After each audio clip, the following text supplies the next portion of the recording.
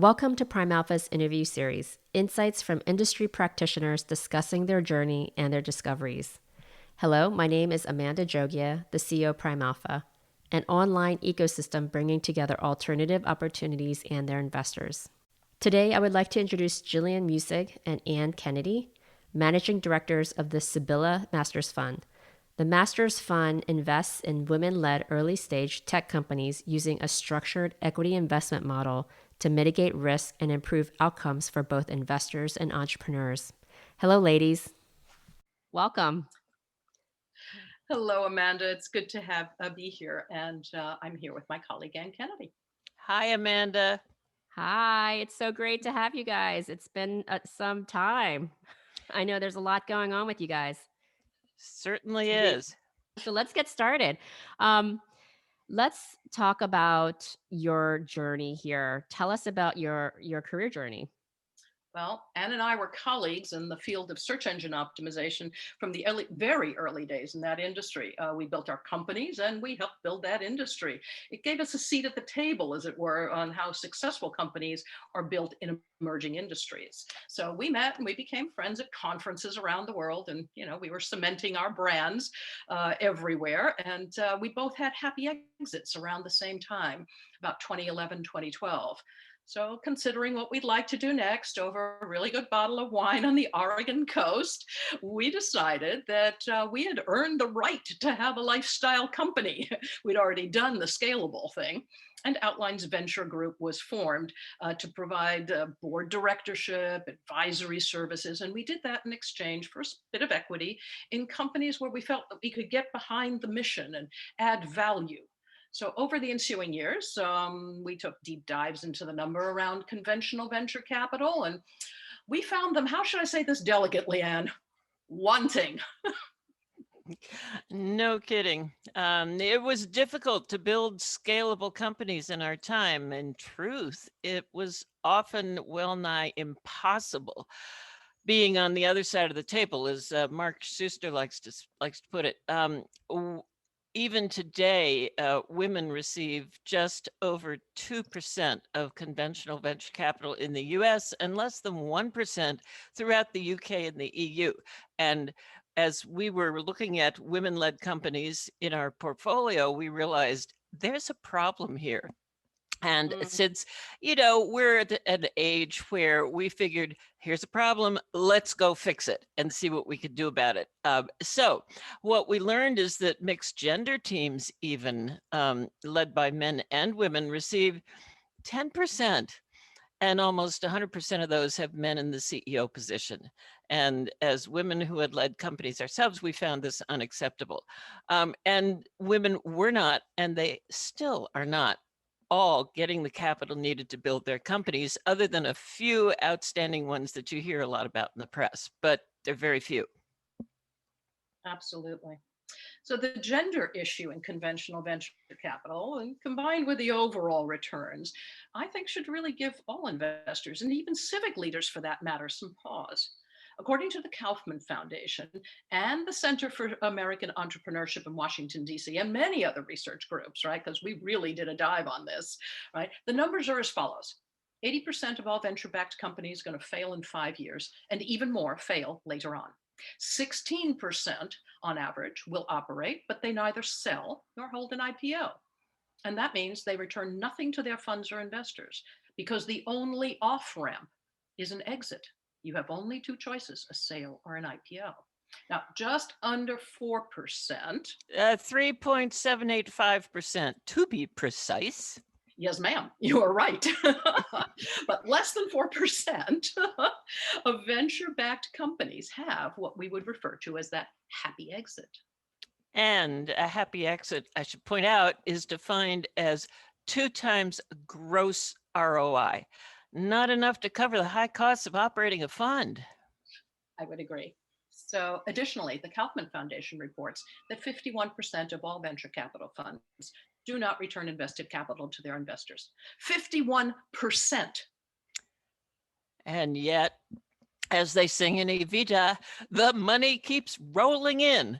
Clearly, something has to give. Yes. I would say that the question is begged. have venture capitalists really made a mistake on 96% of their investment decisions. And at this point, most people kind of chuckle and they say, well, I really never thought of it that way, and so on. And I would postulate, how else would you like to think about it? It's the job of fund managers to achieve an ROI for the fund. And 96% of their investments do not. In truth, we do not believe that conventional VCs are making mistakes on 96% of their investments. It's the investment thesis to make wildcard bets on many companies and burn almost all of them in the search of a unicorn company that will see $1 billion+ exit and carry the capital investment weight of the entire fund. That's true. That's precisely so.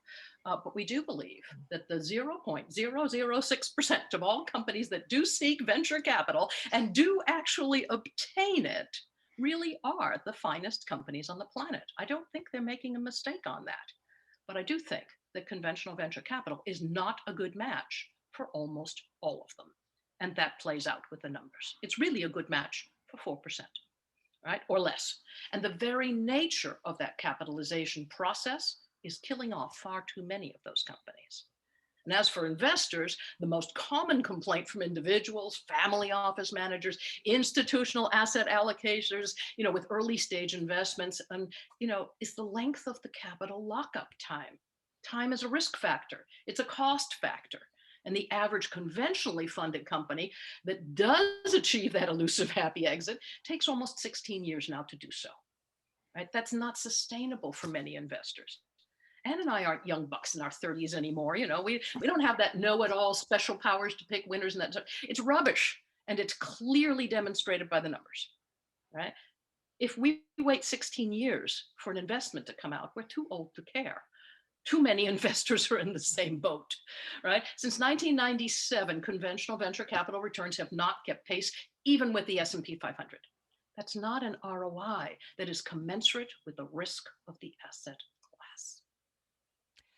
There's a lot to unpack here. It was not one statistic or another that made us resolve to develop a more nuanced funding model, or even inspired us to figure out how to capitalize entrepreneurs in ways that would mitigate risks and build more paths to exit so their investors can see earlier steady returns. It was all of them. So, what led you to create Mastersfund?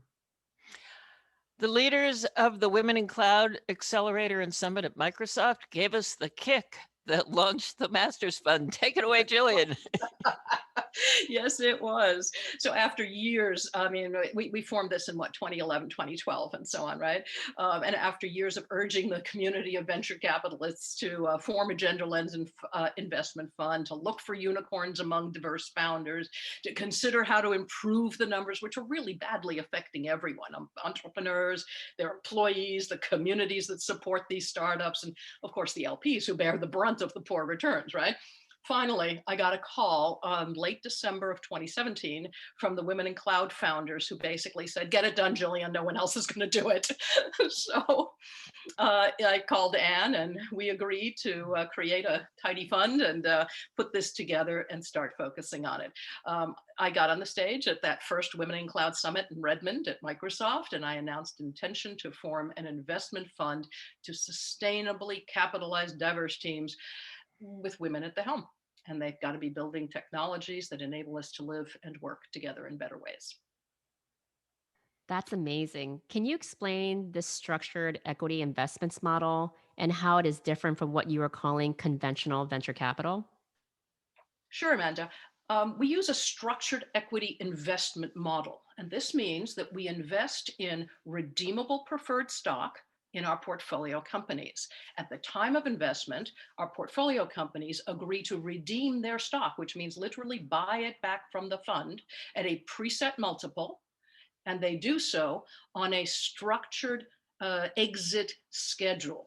The schedule is set by the amount of time, the returns are set by the amount of time that the company is going to want to use that capital. And the whole thing hinges, of course, on good financial projections. We have to model out when we anticipate that with the investment, the company can now achieve certain gross revenues and increasing gross margins, if that's part of the deal. And we can figure out at what month down the road they are likely to be able to achieve what we call the gross revenue goal. At that point, they take a percentage of their gross revenue and they begin to buy back the stock. They redeem it from our fund. By the time it's all done, right, we have, if you will, an earlier, steadier return for our LPs. The company has been able to onboard investors and offboard the investors with a reasonable ROI that's commensurate with the risk of the asset class.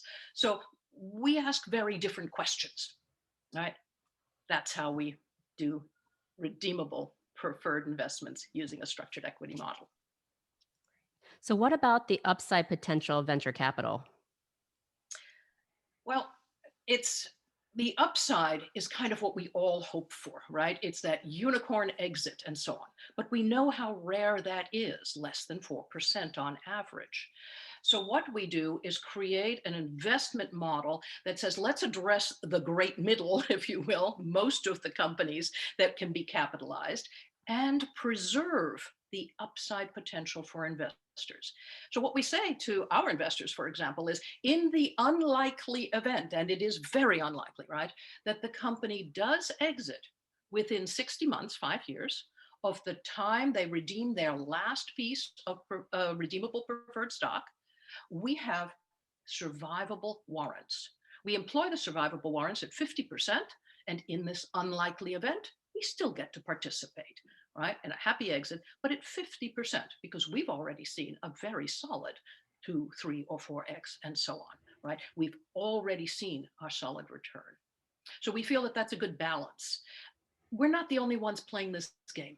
There are so many people devising, if you will, not new, but rather a broader group of investment models that are going to address the needs of far more companies than conventional venture capital does, right?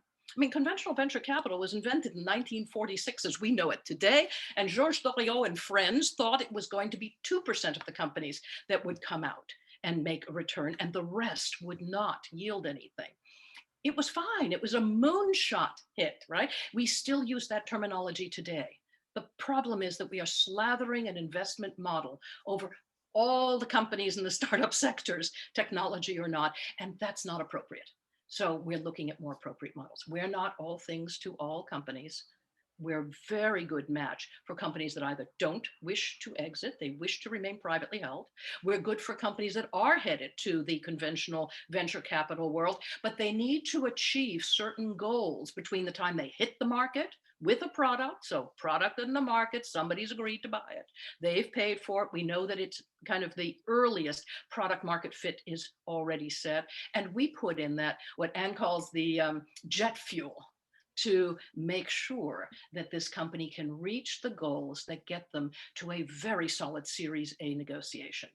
The entrepreneurs get to put a few shares of stock back in their pocket at a reasonable ROI, right? I mean, it's expensive capital, let's say 3x or 4x or whatever. It's expensive capital, but nowhere near so as expensive as conventional venture capital, which kind of looks at a 10x minimum and hopefully at hundreds of X.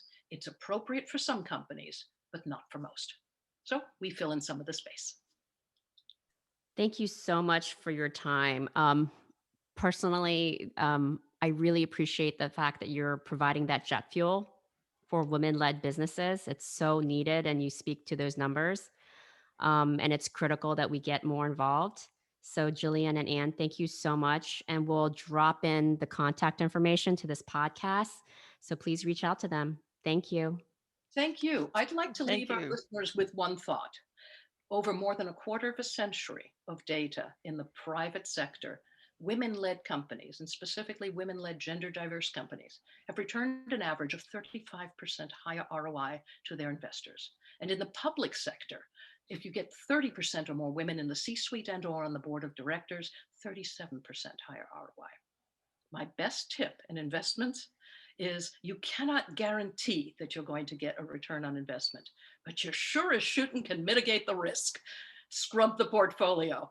Focus on finding your unicorns in uncrowded fields. Thank you.